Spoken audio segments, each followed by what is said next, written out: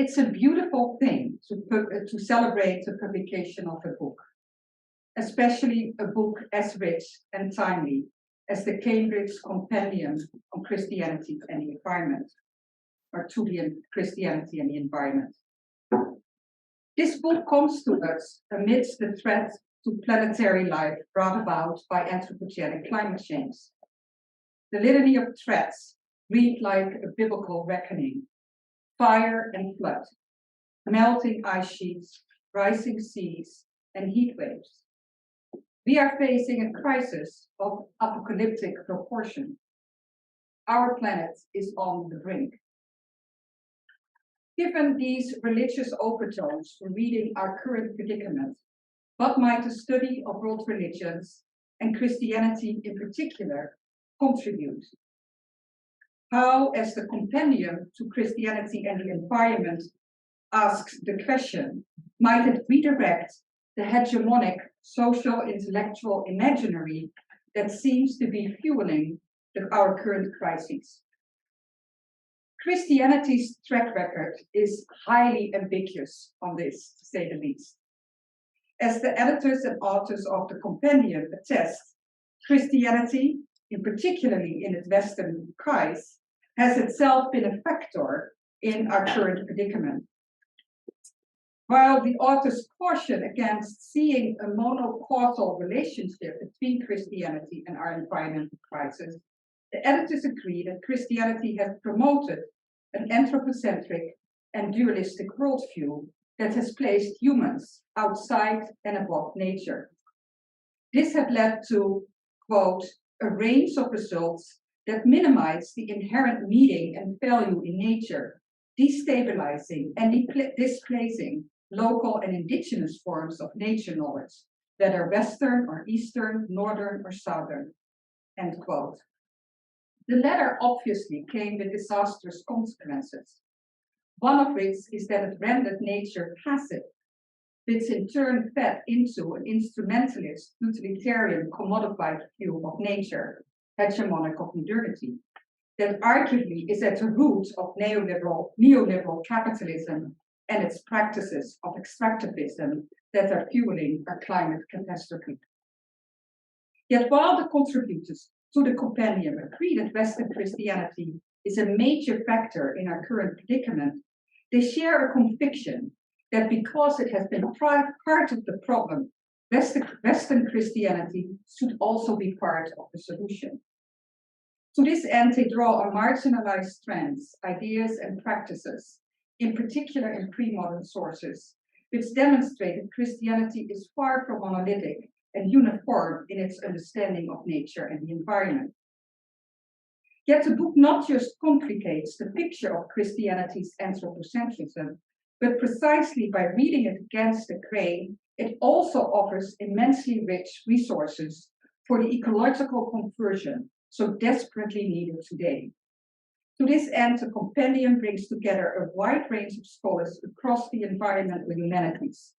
Thus, in addition to theologians and scholars of philosophy or religion, there are contributors by scholars working in English literature, classic, ethics, and philosophy of science. The result is a treasure of a book, a true compendium, a helper for today's cultural despises of neoliberal capitalist regimes. A book that inspires and is an indispensable resource for teaching. A comment about today's proceedings. We will hear from the panelists first and take questions after they all have spoken. As audience, you are therefore encouraged to hold on to your questions till the end. And those of you joining us through Zoom are invited to leave your questions and comments in the chat. Special thanks to Katarina Bujovic, I hope I say that correctly, a doctoral candidate in religion here at the University of Toronto, who will be monitoring the question and answers in the chat. And now for our first speaker, Dr. Alex Hampton, the co-editor of this fantastic book. Dr. Hampton is an assistant professor in the Department of Religion at the University of Toronto and specializes in metaphysics, poetics, and nature. He is the author of Romanticism and the Reinvention of Modern Religion, published at Cambridge in 2019, and the editor of Christian Platonism, A History, published at Cambridge in 2021, and the book Pandemic, Ecology and Theology, Perspectives on COVID-19, Bookless 2020. He is currently completing a book on the metaphysics of participation and ecology. Well, Dr. Hampton will be presenting on this excellent, truly excellent chapter titled Nature and Aesthetics. I'm going to not say it's correct. Metasis, Mimesis, and Poesis. He will also offer thoughts on the structure of the book and some of its most salient themes. So we welcome Dr. Alex Hampton. Thank you so much, Hilda. And allow me to thank not just Hilda Foster, but of course, Professors Willemien and Andrew Davison for coming here for this event, and for Katerina, my research assistant, for all the work she's done, and also, indeed, to the Committee for Religion in the Public Sphere at the department here for supporting this event. But finally, also for all of you here, which is very nice, and for you online as well. Thanks for your interest in the book. So what I want to do is offer a few comments in my capacity as co-editor of the book, but I'll devote most of my time on the topic of aesthetics and nature, which I think is a valuable inquiry. The companion volume is the remit to produce one is very interesting. It's a particular kind of genre unto itself. What Cambridge asks the editors to produce is both a survey and to offer something new. The volume is supposed to advance the field, but also be accessible to upper level undergraduates. And it's a challenging remit, but it's one that engenders, I think, a kind of creativity approach. And I would be remiss to say what the real origin of this textbook is RLG 318, which I've been teaching for about 5 years, 6 years here at U of T, which is called Religion and Nature, but we'll get a much more fancy name next year, as we revamp a whole new religion and ecology program. And it's really the questions that were asked by students in that class over the past 5 or 6 years that really helped to bring this book about. It's a class that started with, I think, about 20 students, and then usually gets 80 to 100 now. So it's lovely to see the growth in this particular area. So the social imaginary, which we occupy, has a range of results. A range of results that minimize the inherent meaning and value of nature, that destabilize local and indigenous forms of knowledge the world over. And in doing so, it reinforces inequitable power structures and wealth distribution. At the same time, human beings are disembedded from the nature that they are a part of and placed outside of and often above it. And it's from this detached, subject-centered standpoint where nature is rendered through a kind of logic of abstraction that combines science and technology and capital in ways that render nature passive and reserve meaning and value for something which human subject-based narratives alone bestow. So ultimately, this has led to the instrumentalist, utilitarian, commodified view of nature whose basic logic needs to be reversed if our crisis is to be addressed seriously. And these are the valuable insights of the area known as the environment of humanities. And it's to these insights that this volume works to contribute. Of course, the sources of this worldview that we're all born into are complex, but it has its origins in places we can easily identify and places that are more difficult to identify. The more easy ones, like the scientific and industrial revolutions, the Enlightenment and secular liberalism, with their emphasis on liberty and identification of that liberty with labor and capital, and the international exportation, exportation really of the legacy of these developments, colonialism through economic imperialism, and cultural exchange. But there are also much deeper origins to this way of looking at the world that we've inherited. And these are far more extensive than these things we can more easily pick out.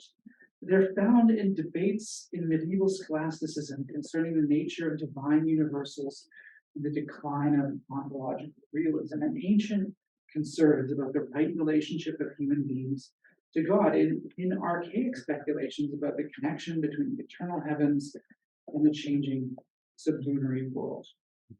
So it's because of the globalization of the modern Western world, because of the fact that its impacts are planetary, that this volume aims to focus in upon its sources, its problems, and indeed potential solutions that may lie dormant within it. In many ways, the central question in this book is, how did we get to where we are now? How did we collectively arrive at this place where we are so seemingly alienated from the nature of which we are a part, that our very being here seems to be detrimental to it? And this is the question that I built my own teaching around. How did we end up where we are now? And it's very easy to see things in black and white and to see to point fingers, but I think what we need to do is really add depth and nuance and complexity to this issue, because it's only by really understanding how we got here that we can begin to solve the problem. So the aim of the book is to offer really a broad intellectual history, and to do so by bringing together a true interdisciplinary group of scholars. So there are classicists and people from English and literary studies and history, philosophy and environmental ethics and religious studies and theology, all in this book. My own contribution to the volume focuses upon nature and aesthetics. And in particular, it focuses on aesthetic realism. And by this, I mean a kind of ontological realism, kind of metaphysical realism that developed out of antique Greek, Jewish, and Christian traditions. And broadly, this is a position that holds that not only do things exist independent of human thought, but also the ideas or universals that transcend particular things are real, independent both of those things that participate in them and the human minds that think them. They are real, analogically speaking, in the divine mind. In my examination, aesthetic realism is elaborated through three central, current, and recurring perennial concepts: methexis, mimesis, and poesis.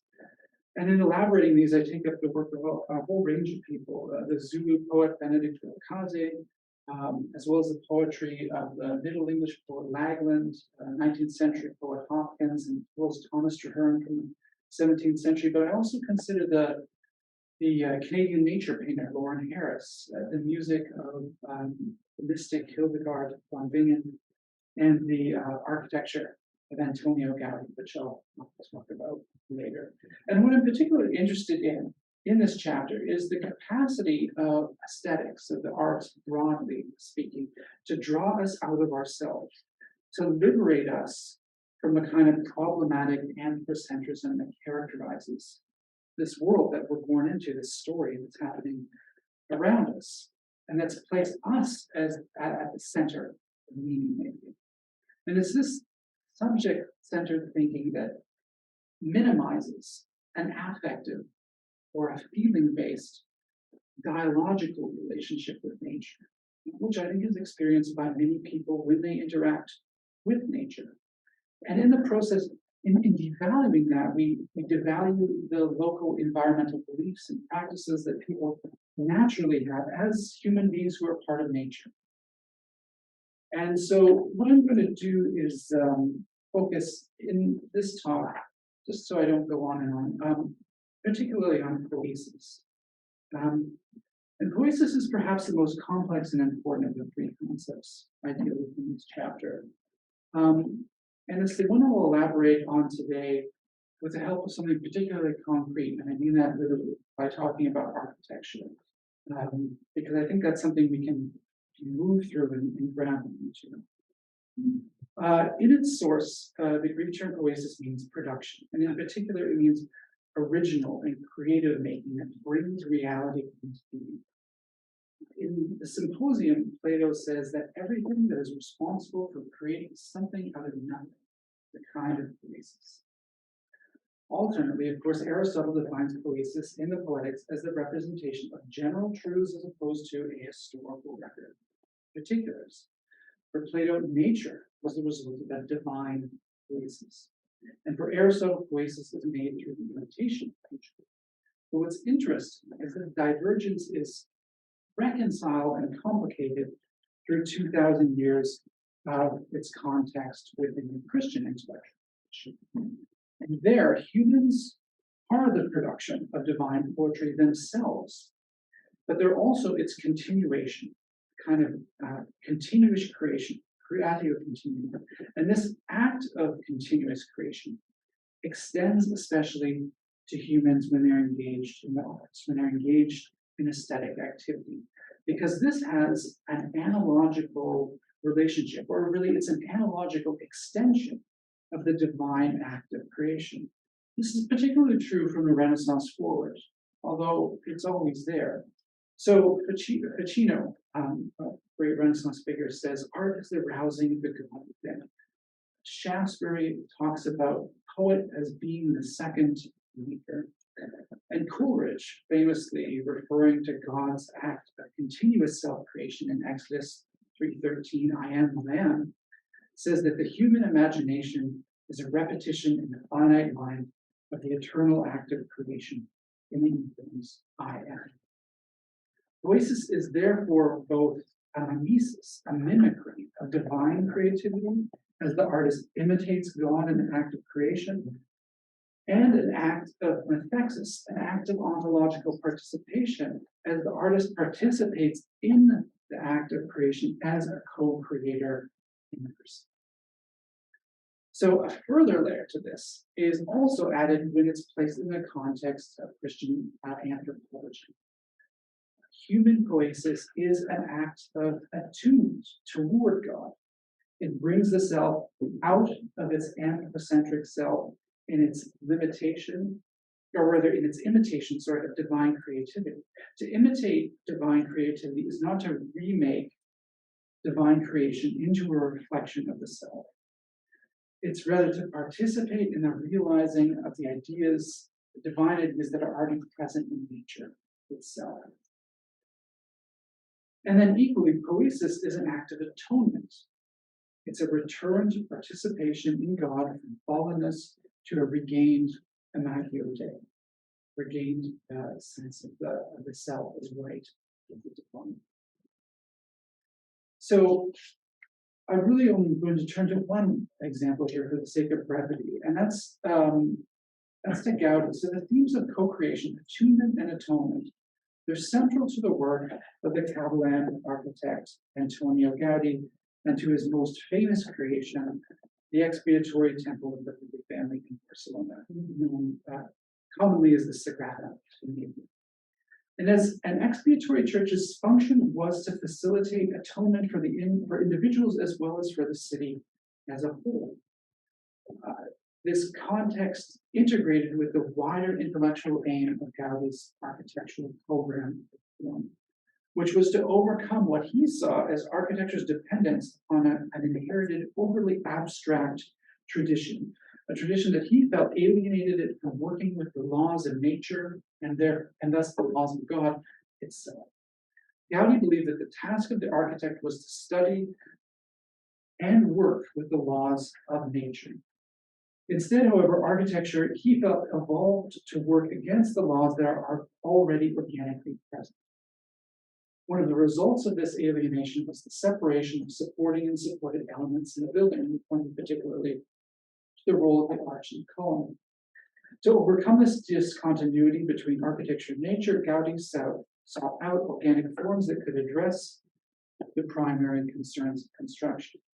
And for Gaudi, nature was characterized by continuous forms. In particular, he points towards the parabolic curve, which he considered to be a key element of the sacred geometry of creation. It was present both in the natural forms around him, but also in the spiritual trajectory of individuals and human soul in relation to God. The parabola constituted for him both a particularity and a universality. He was fond of spreading his own fingers and saying, "Look, here are parabolas, the most natural form you can find." Another result is the separation of another result of the separation of natural laws and the practice of architecture. Gaudi felt within the need for decoration to be added to buildings when it should emerge naturally and organically out of them. And this argument is extended to color. He says color is the complement of form and the clearest manifestation of life. And we can find this observed when we look at the pinnacles that come out of the Sagrada Familia building all over, which themselves burst into fruit. They're quite remarkable. They don't end in a point, but they give fruit to themselves, almost as a tree does. And so, according to Gaudi's logic, this isn't decoration, but it's an organic outcome of the form itself. And this is made manifest in the striking arboreal columns of the building itself. If you go into the nave of the building, you have these tree trunks which support it, and then they divide, thinking of the parabola, it's into 5 branches that support the ceiling, and the ceiling looks like this kind of foliate leaf-like structure. And so the architectural practice of working according to divine laws of nature constitutes for him a move away from abstraction and other modern forms of architecture. And instead, it has the aim of bringing worshippers not out of nature, as buildings usually do, but integrating them further into it. And for him, this is also integrating them with the divine laws of creation, and has this broader redemptive function. And for him, this is the parabolic form, the soul falls. So according to Gaudi, the mimetic act of following the laws of creation in construction results in a particular kind of theophany. He says God has never made a sterile law. That is, all of his laws have an application. The application of these laws and their application in physical buildings is a kind of revelation of divinity. Following these laws of creation is not a mere act of copying for Gaudi. Instead, he writes that they are a direct participation in the continuous act of creation. The divine recapitulated in nature and then recapitulated again in human creation. He writes that the creation continues, and the creator makes use of his creatures. Those who seek the laws of nature to form new works cooperate with the creator. He sees this in the structures made by plants, by animals, and it needs to be something that is also done by human beings. So in doing so, in engaging in this form of building, human beings are capable of engaging in an ecology of meaning, the ecology of meaning that underlies the ecology of form. And in doing so, it's a kind of redemptive act that brings us back to nature, that sets us right with nature, that unites human beings with the nature of which they are a part. And in this way, building constitutes the building itself, this Sagrada constitutes a place where heaven and earth meet. And those who find themselves in it find themselves surrounded by a communication of the divine laws of nature, furthered in the human artistic act of creation. So, alongside this problematic anthropocentrism, which Hilda spoke about and I touched upon, there is also this other element, this realist tradition, which is there, which can be read against that problematic narrative. And this is powerfully expressed in the aesthetic. And so conceptually, realist aesthetics presents a kind of metaphysical alternative to a subject-centered anthropocentrism that is correctly singled out as one of the underlying causes of our anthropogenic destruction of the environment. In its practice, it is understood by artists such as Gaudi as being capable of enacting a human-nature relationship that escapes our modern anthropocentrism, often in a manner that discursive articulation can scarcely approximate, and particularly through its capacity to give a kind of communal expression to the affective, feeling-based relationship that so many human beings experience in the context of interacting with nature. So, thank you.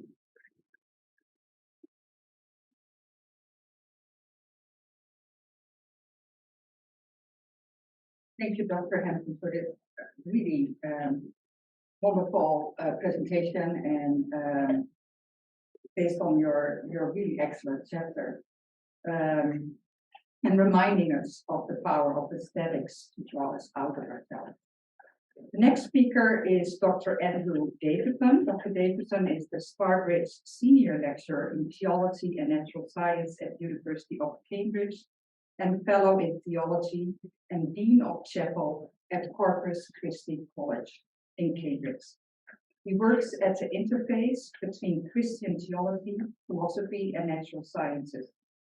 His publications include Participation in God, a study in Christian doctrine and metaphysics, published by Cambridge University Press 2013, and Why Sacraments, published also in 2013. Dr. Davison will be presenting on his very fine and engaging chapter, Participation and Nature in Christian Theology. Thank you very much for that introduction, and I'd like to thank Professor Hampton for his invitation to contribute to this volume, which he edited with my colleague Professor Headley, and also to his contribution, his invitation to contribute to this panel and launch today. And I should add my thanks more generally to the University of Toronto for making this stay such a happy one. The University of Toronto is really becoming such a significant centre for the teaching and research in the area of religion, theology, and the environment. It's exciting to see that. I mainly want to say something today about the presence and status of Platonism in the volume, Christian Platonism. But first I thought I'd say just a little bit about the gestation of the book.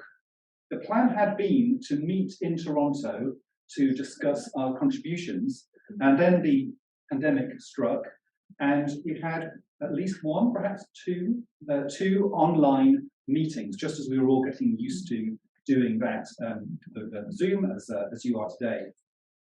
We sent in little submissions so we could read them in advance, and I found it really productive. And at the same time, in fact, literally the same time, it was happening one of these things on the same day, there was another collection that I was involved with, and we were also doing this online meeting to discuss papers. And it seems to me like one of the good things that has come out of the pandemic. So there's nothing to be substituted on occasion for meeting together like we are today. But I think as a way into writing multi-author volumes, the idea of writing little summaries and having some online conversations is really productive. And so there can be treasures from darkness, and that seems to be one of the books that's come out of the pandemic. And of course, to mention that is also to recognize the complexity of this idea of environment, because the environment isn't just the world outside the window, it's also this environment, and increasingly it's a digital environment for us as well. And I think here of the work of in Princeton at the moment, Hannah Reichel in Princeton Theological Seminary. I've had some really interesting conversations with her about this idea of affordances, which comes from James Gibson. So I think as a way of thinking about how we are in our environment, talking about what possibilities the environment affords for us, I found really productive. I have a PhD student, Matthew Fell, who's working on origins of language, and he's introduced me to that idea ultimately. And I think it's worth mentioning because we've heard already this idea of the passivity of nature. One of the things that this idea of affordances does is to say, no, actually, our whole experience of the world is of a world that offers itself to us as the as possibility, and that's different. You know, a twig is a different thing for an insect, for a big bird, for a little bird. You know, for one it affords eating, for one landing, for another it doesn't afford landing. So it's a bit of a side note there, but I think we need to be aware that environment is a very broad term and complex term, and I found this idea of affordances really productive. But I mainly wanted to talk a little bit about Platonism. There's a really Platonic stamp to some of the contributions, quite a few of the contributions to this volume, which we perhaps shouldn't be surprised about, given that Professor Hampton with Professor Kenny has edited this magnificent Christian Platonism history. Maybe there's also something of your sojourn at Cambridge as an influence here. But I think it's one of the most distinctive and provocative things about the book, the presence of this Christian Platonism strand. So my contribution to it really grew out of a conversation I had in Oxford, I would say 15 years ago, when one of the chaplains at one of the colleges, who was much involved with ecological work, was kind of a bit taken aback that I would identify myself as a Christian Platonist. And she said, isn't Platonism world-denying? Isn't it about escape? Isn't it about, you don't want the multiple and the complex, you want the simple and the transcendent? And that really got me thinking. And again, a long gestation, but what came out of that conversation, I think, partly underlies my essay. So there'll be people who would talk about that in terms of Plato himself. It's not where my textual expertise lies.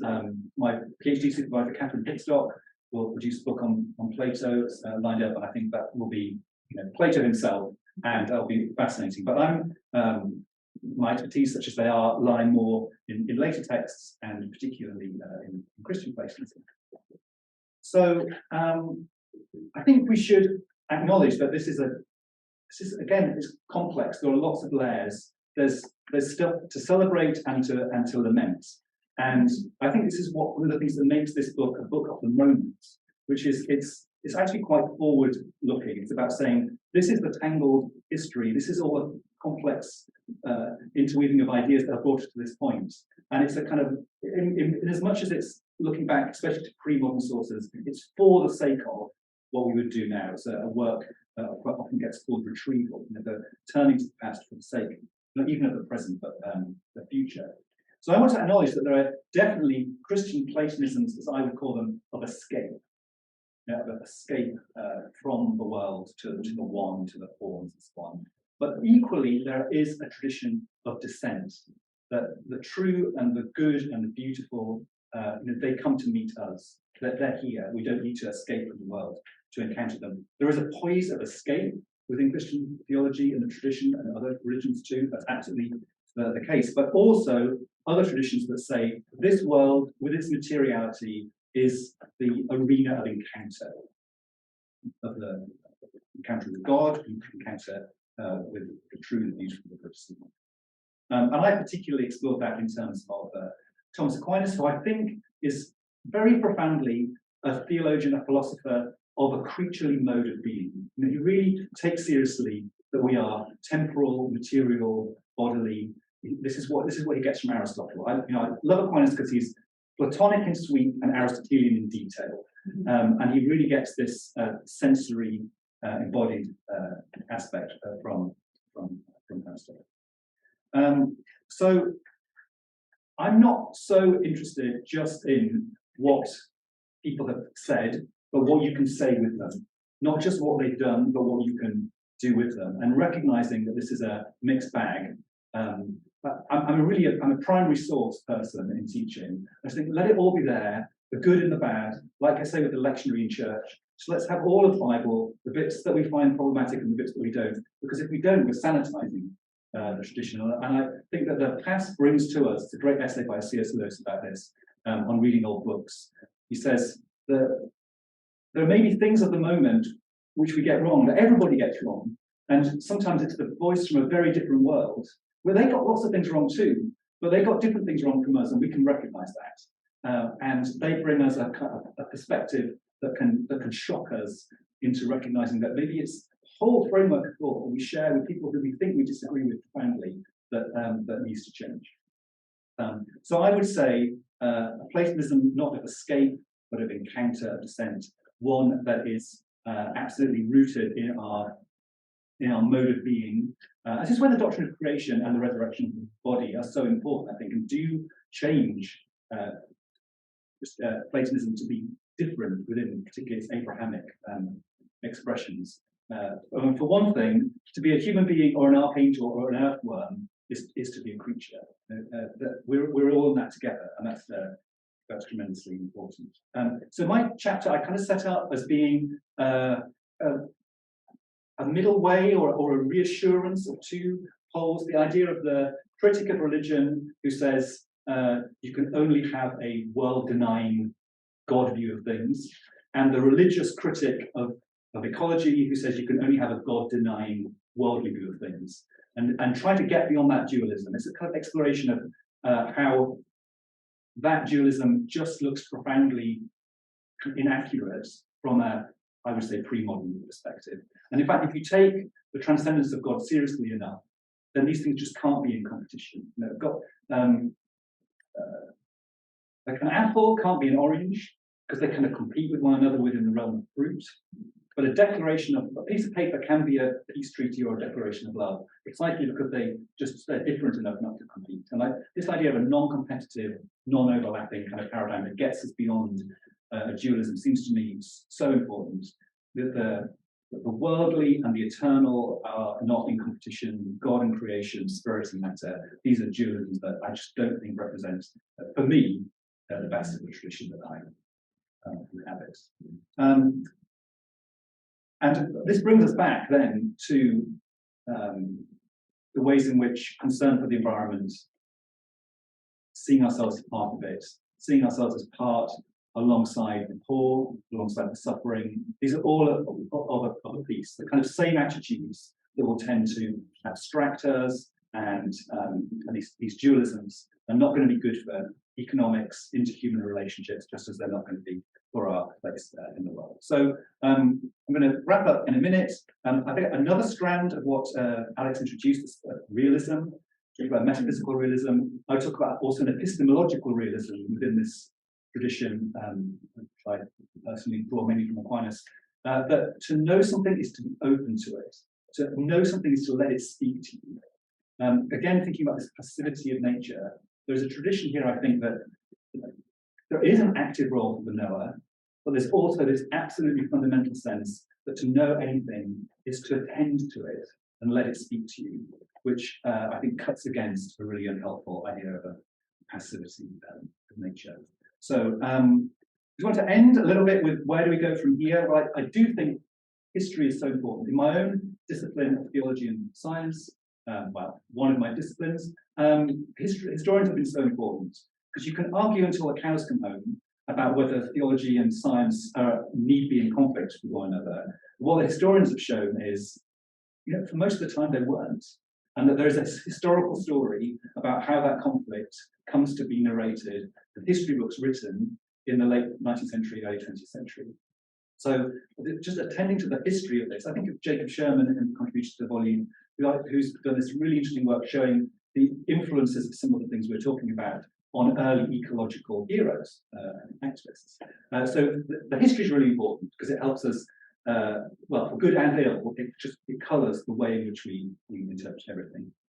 I also want to say that one of the things that I think came out of this collaboration was a wonderful sense of alliances.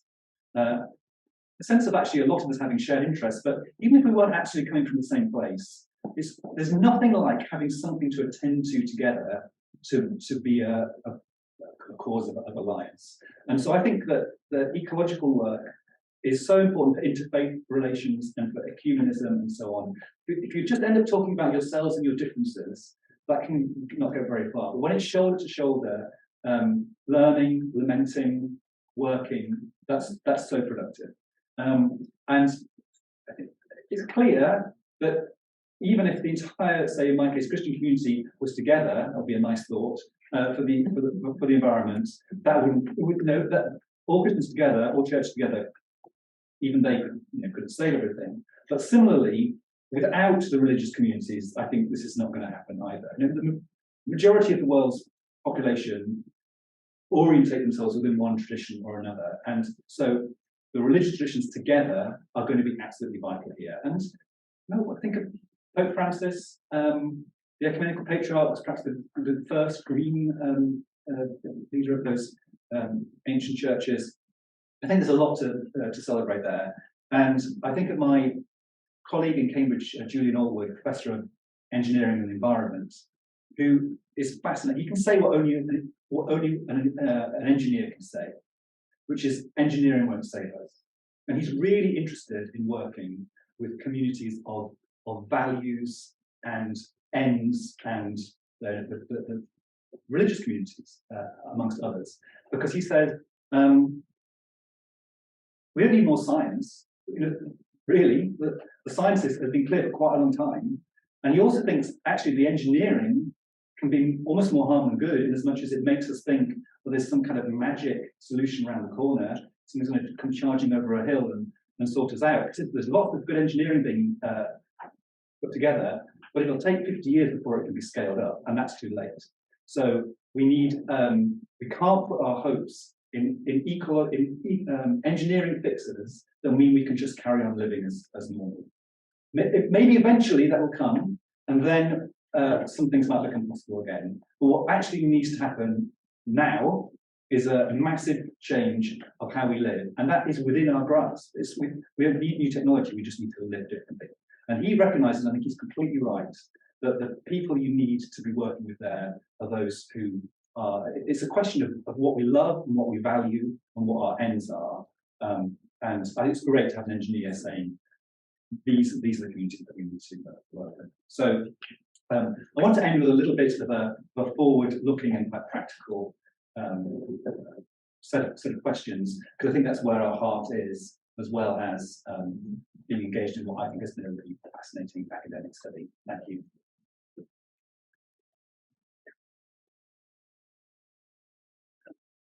Well, thank you, Dr. Davison, and especially for reminding us the practicality of all of this and how important our faith traditions are when it comes to the kind of changes we need to make.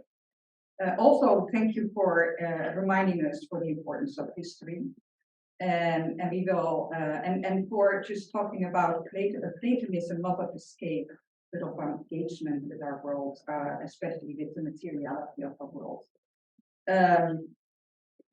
So we are going to our third speaker, Dr. Willemien Otten, who is the Dorothy Krantz McClear Professor of History of Christianity and Theology at the University of Chicago Divinity School, where she also directs the Martin Marty Center for the Public Understanding of Religion.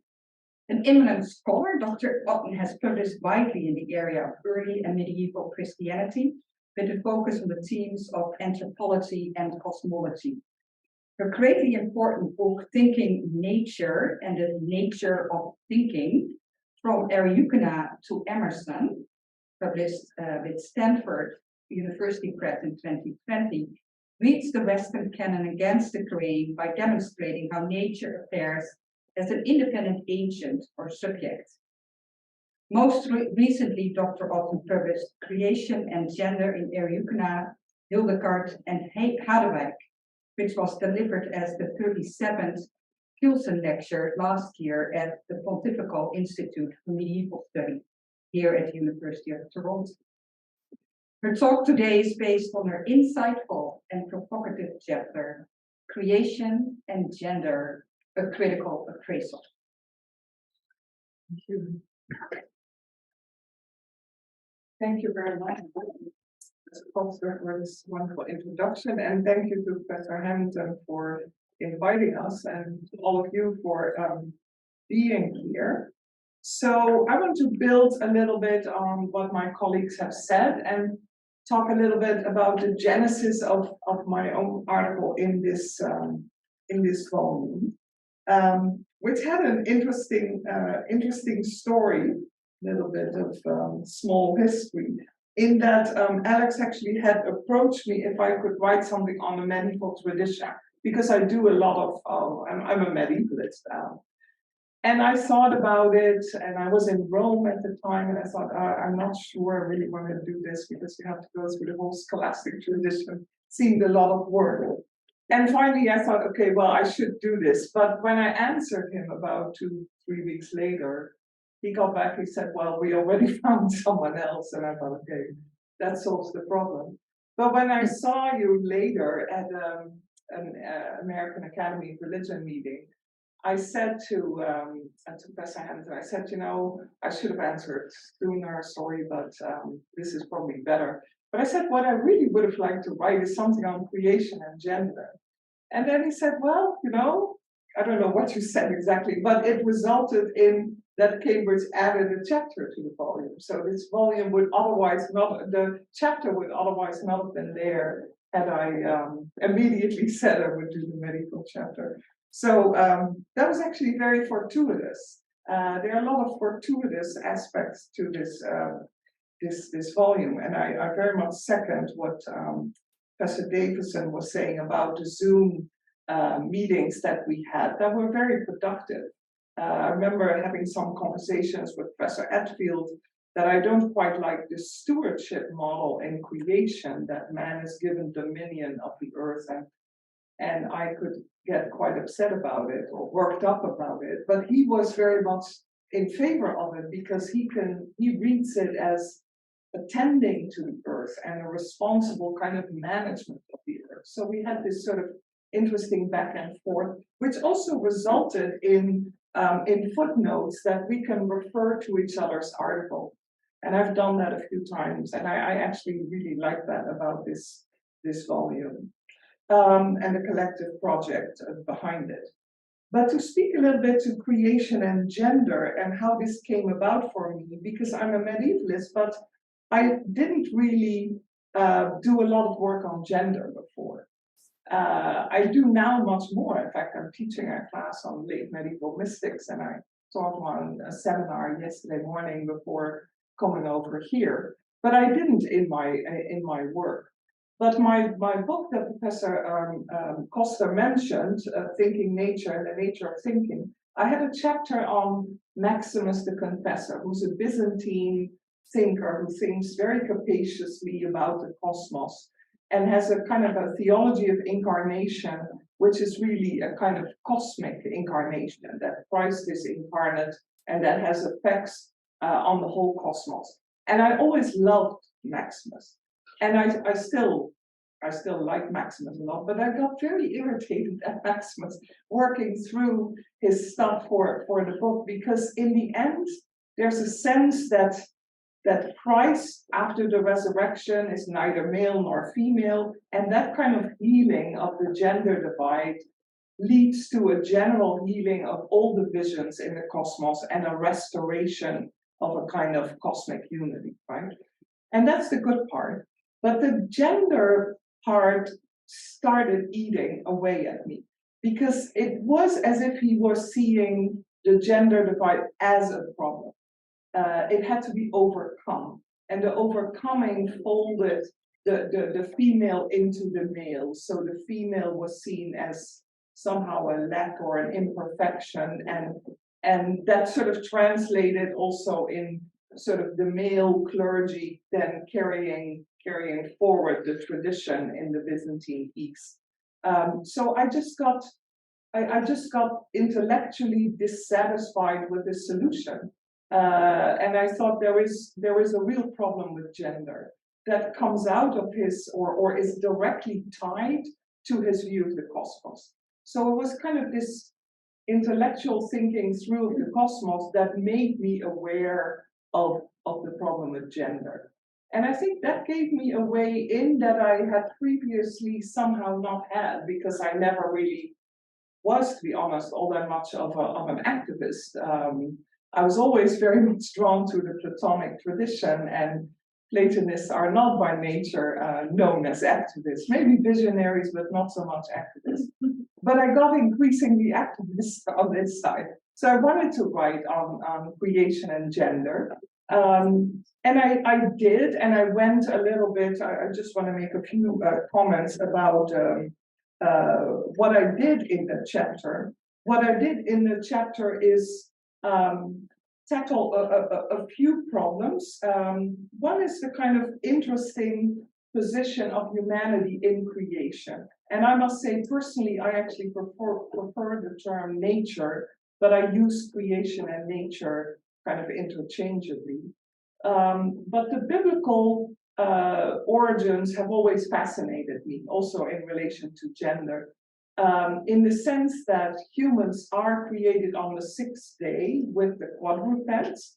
Some medieval commentaries have interesting things to say about that. But then they're also created in the image of God. So they're both in creation and have a status that is somewhat apart from creation. And this hybridity, I think, causes some problems and has led to this kind of dominion of the earth that could get out of hand when responsible stewardship became abuse and irresponsible control and domination, right? So I go a little bit into that, but what I felt was, and I actually also took the liberty when we were involved in this project to teach a seminar on creation and gender. I thought, why not? And that was very helpful for me. So I worked with a group of students through some of these materials. I thought the problem of male domination, I know we see it as essentially a kind of Christian problem, and then it is brought back to the Bible also. But I'm more and more convinced that it's not so much a biblical problem, but more a problem of sort of established Christianity in the West as it began around the 4th century, when Christianity became the religion of the Roman Empire. At that point, Augustine, who was one of my heroes, rehabilitated marriage. Marriage was sort of frowned upon by early Christians because they were very Platonic. You would want to be a virgin, you would lead an ascetic life because you were awaiting the return of Christ, right? And the arrival of the kingdom. Even Augustine, although he rehabilitates marriage, says somewhere, if there are no more children born, if there, all the better, because then the kingdom will arrive sooner, right? So he has a bit of this, still this old mentality, but he also realizes that marriage is here to stay, in the sense that if the kingdom does not immediately arrive, then virginity is not really a mindset for everyone. And so he rehabilitates marriage as the way for most people to achieve happiness. But that led to a thinking about Christianity, about which some early church or early Christian scholars have thought about, one of whom is Elizabeth Clark, who actually just passed away last year. But she wrote a book called Reading Renunciation, where she talks about this and said that the early way of reading scripture was very allegorical and very focused on asceticism. But when marriage became rehabilitated, this asceticism pattern and the pattern of marriage had to be integrated, right? And that, she felt, led to what she calls the displacement of difference onto marriage, and leading to a gender hierarchy within marriage, right? So, and I felt that to be a very convincing argument, that it's really after Augustine, when Christianity takes off in the West, and also especially in the Middle Ages and afterwards, that you get these set patterns.